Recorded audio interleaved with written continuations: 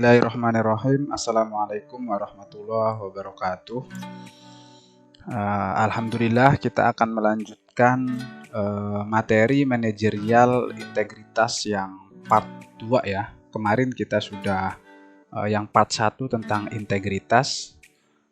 Sekarang kita lanjut di part 2 ya. Ini adalah definisi tentang integritas yang menjadi bagian dari kisi-kisi dari Menpan RB untuk materi manajerial bagi seleksi ASN P3K.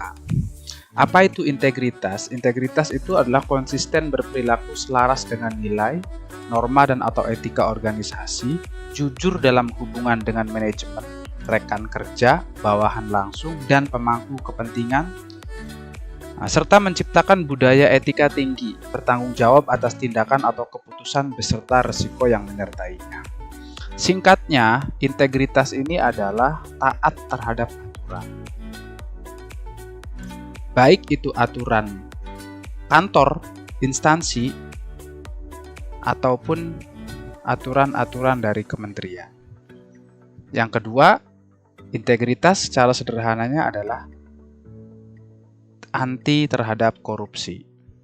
Jadi dia tidak menerima korupsi apapun, suap, gratifikasi, penyalahgunaan wewenang dan lain-lain. Dia tidak ini. Yang ketiga, orang yang berintegritas itu adalah orang yang punya prinsip. Jadi dia tidak korupsi dan taat aturannya itu karena sudah menjadi prinsip bagi dirinya untuk tidak korupsi dan taat terhadap aturan. Bukan karena takut kepada manusia, atasan, ataupun yang lainnya. Nah, ini ya. Kita masih yang nomor 1, yaitu khusus di integritas. Ini ada part 1, 2, dan 3 nanti. Ini kita akan mengupas dari kisi-kisi dari Menpan RB nomor 38 tahun 2017 khusus untuk materi P3K manajerial ya. Kita langsung saja. Kemarin di part 1 kita sudah membahas tentang level 1 mampu bertindak sesuai nilai, etika organisasi dan kapasitas. Ini indikator-indikatornya yang sudah saya jadikan soal beserta level 2. Sekarang kita akan masuk ke level 3. Level 3 ini deskripsinya mampu memastikan menanamkan keyakinan bersama agar anggota yang dipimpin bertindak sesuai nilai, norma dan etika organisasi dalam lingkup formal. Jadi di sini agar anggota yang dipimpin. Nanti soal-soalnya biasanya banyak yang menunjukkan posisi Anda sebagai pemimpin. Jadi ketika kita sebagai pemimpin itu sebenarnya kita sedang mengerjakan soal-soal di level 3. Indikatornya di sini ada 3. Yang pertama, memastikan anggota yang dipimpin bertindak sesuai dengan nilai norma. Jadi memastikan anggota untuk berintegritas, mampu untuk memberi apresiasi, dan bagi siapa? Bagi yang berintegritas tentunya, melakukan monitoring dan evaluasi terhadap penerapan sikap integritas dalam unit kerja yang dipimpin. Jadi intinya banyak soal-soal yang Anda posisinya sebagai pemimpin, bagaimana menyesuaikan, mengondisikan, dan memastikan agar anggota yang dipimpin menjalankan berintegritas dengan baik. Kita langsung saja ke contoh-contoh soalnya.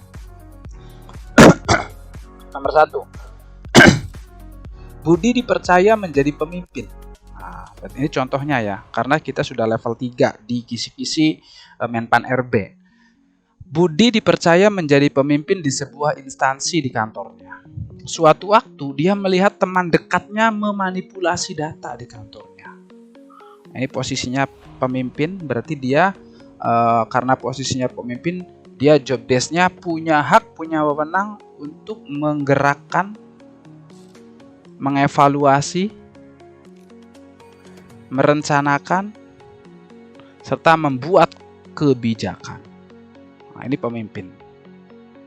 Sikap Anda: A. Membiarkan saja karena tidak enak sama teman sendiri. Menegur dan menasihatinya bahwa perbuatannya melanggar. Oke. Langsung mengeluarkan dari kantor agar menjadi peringatan buat semua. Pura-pura tidak tahu. Nah, kita eliminasi aja ya satu-satu.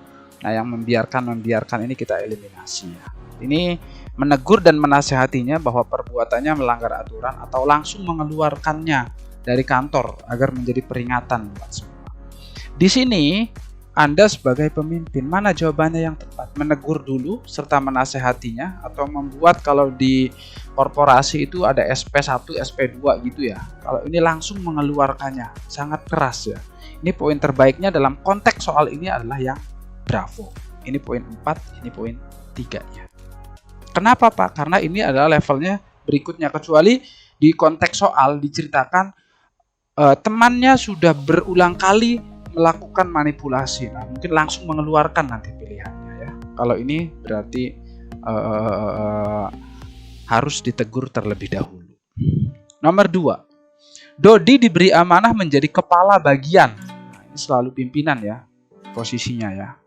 Karena ini level 3 di kisi-kisi Menpan RB. Di instansi tempatnya bekerja.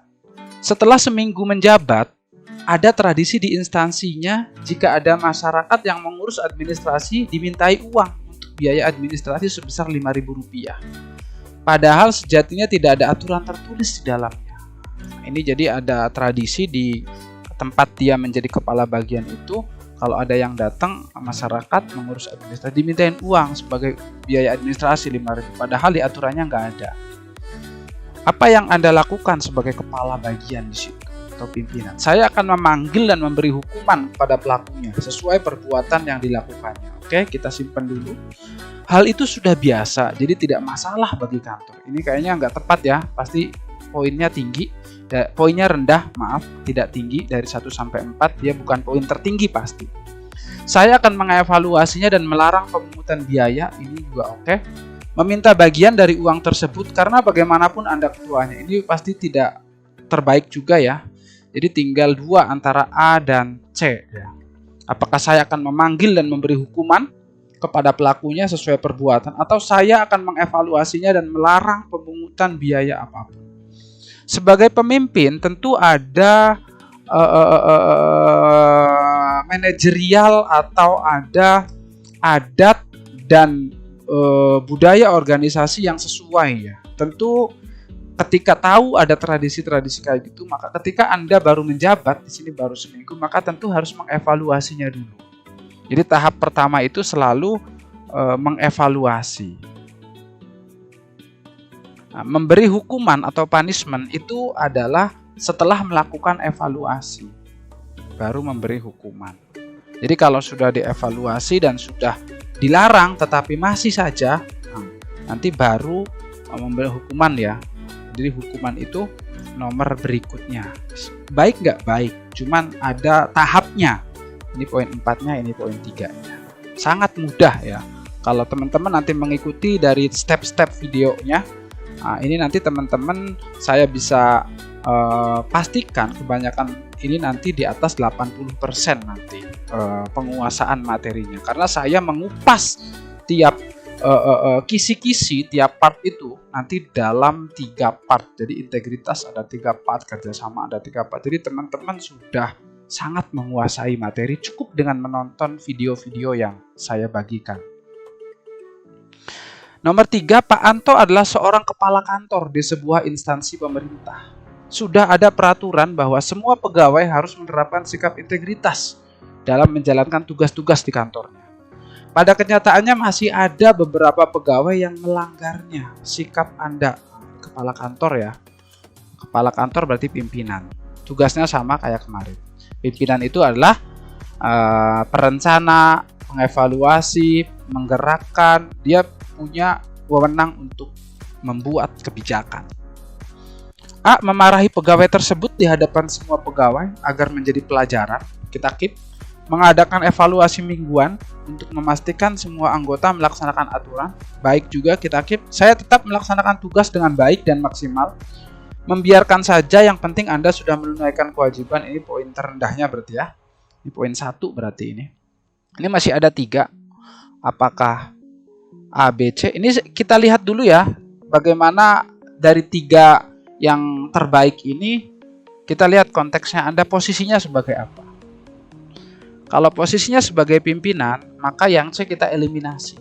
Kenapa? Ini tugasnya bawahan. Saya tetap melaksanakan tugas dengan baik. Seperti yang saya sampaikan di part 1, bahwa bawahan itu tugasnya, job desk-nya hanya melaksanakan tugas dengan baik dan maksimal. Tapi kalau ada pimpinan melihat anggotanya ada yang melanggar dan lain-lain, Anda tidak boleh, tapi harus menyelesaikan, harus solver. Solvernya seperti apa? Kita lihat A dan B.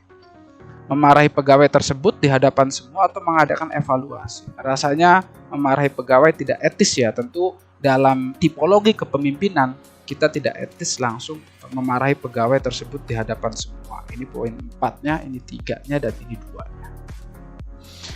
Nomor 4, Anda diminta menjadi ketua kelompok oleh atasan di perusahaan Anda untuk menyelesaikan laporan akhir tahun. Anda melihat salah satu anggota kelompok ini juga pimpinan. Pimpinan itu tidak cukup hanya melaksanakan pekerjaan, tetapi pimpinan harus menyelesaikan masalah kelompoknya. Anda melihat salah satu anggota kelompok Anda bersantai-santai dalam bekerja. Sikap Anda menegurnya dan mengatakan bahwa kita harus jujur dalam bekerja. Oke. Melaporkan ke top manajemen tentang kinerja anggota Anda agar mendapat teguran. Oke, masih baik. Mengurangi pendapatnya secara proporsional. Ini nggak tepat ya, walaupun kelihatan betul, tetapi ini ada tahap-tahap ya, tidak langsung mengurangi pendapatannya. Tentu ada teguran, evaluasi, dan lain-lain dulu. Berdoa agar dia sadar bahwa perbuatannya tidak baik. Berdoa itu baik, tetapi dalam hal ini harus disertai dengan aksi juga ya. Maka ini poinnya 1, 2. Poin 3 dan 4 ada di sini. Apakah melaporkan ke top manajemen atau menegurnya dan mengatakan bahwa kita harus jujur.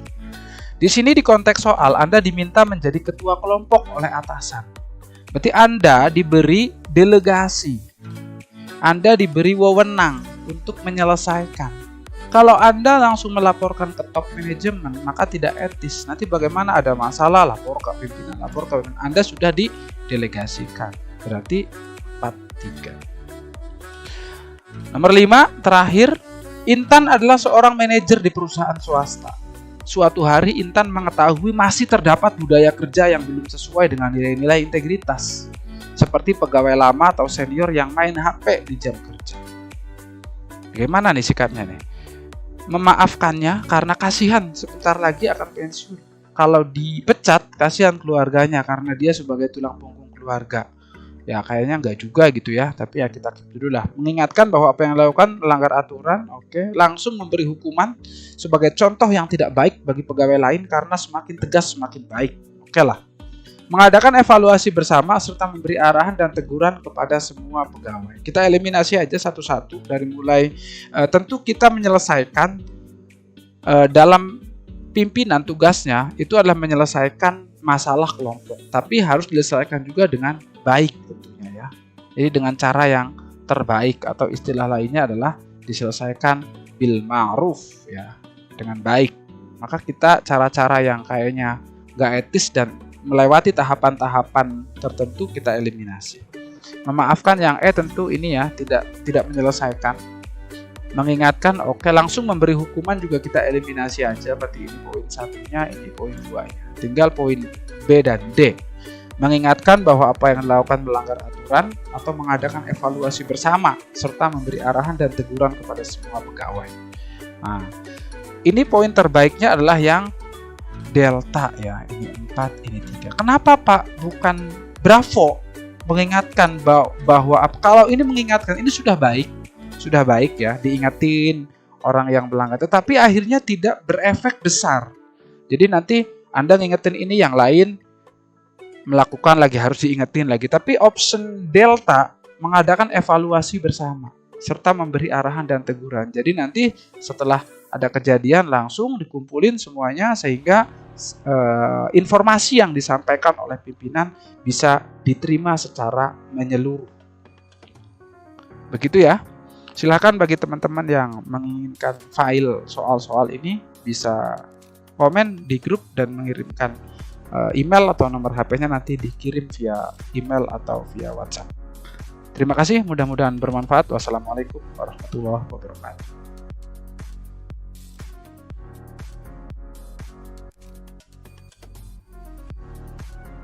Assalamualaikum warahmatullahi wabarakatuh. Perkenalkan, nama saya Ahmad Muslih. Saya alumni Bimbingan Belajar Kalijaga Institute CPNS tahun 2021. Saya Yogi Imam, peserta yang lulus CPNS tahun 2021. Perkenalkan, nama saya adalah Maharani Tias Budi Hapsari. Perkenalkan, saya Yopi, saya alumni dari Kalijaga Institute untuk angkatan 2021. Saya Husnur Rosyidah, peserta Kalijaga Institute untuk formasi dosen ekonomi syariah IAIN Khusus tahun 2021. Perkenalkan, nama saya Bayu Sukmahangara. Kenalkan, nama saya Bayi Haki.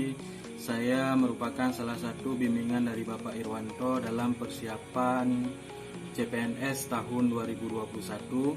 Perkenalkan, nama saya Nita Yuli Astuti. Perkenalkan, nama saya Ana Valera. Saya adalah alumni Bimbel Kalijaga Institute. Alhamdulillah, berkat bimbingan Bapak Irwanto melalui lembaga Kalijaga Institute, saya tahun ini diterima sebagai PNS di IAIN Tulungagung atau Win 1. Alhamdulillah tahun ini, tahun 2021, saya diterima sebagai dosen psikologi eksperimen di Universitas Islam Negeri Raden Mas Said, Surakarta. Alhamdulillah saya lulus tes CPNS untuk formasi dosen di Universitas Jambi. Saya ikut SKB di tahun 2021 di Kementerian Agama, formasi Aljabar, formasi dosen Aljabar di IAIN Syekh Nurjati Cirebon. Saya mengambil formasi Kemenag di UIN Wali Songo Semarang. Saya mengucapkan terima kasih yang sebanyak-banyaknya, yang sebesar-besarnya kepada Bapak Ir yang telah membimbing saya di dalam bimbel SKB. Beliau membimbing saya untuk persiapan SKB.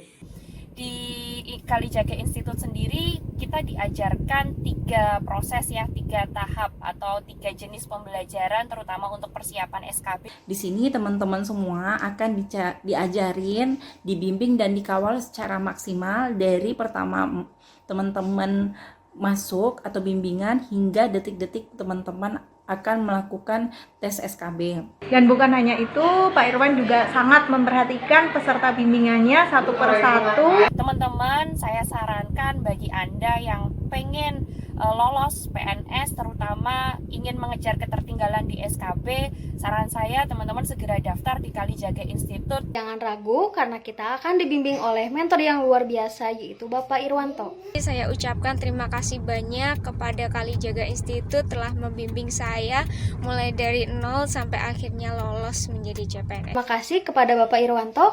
Mudah-mudahan Bapak diberikan kesehatan oleh Allah Subhanahu wa Ta'ala.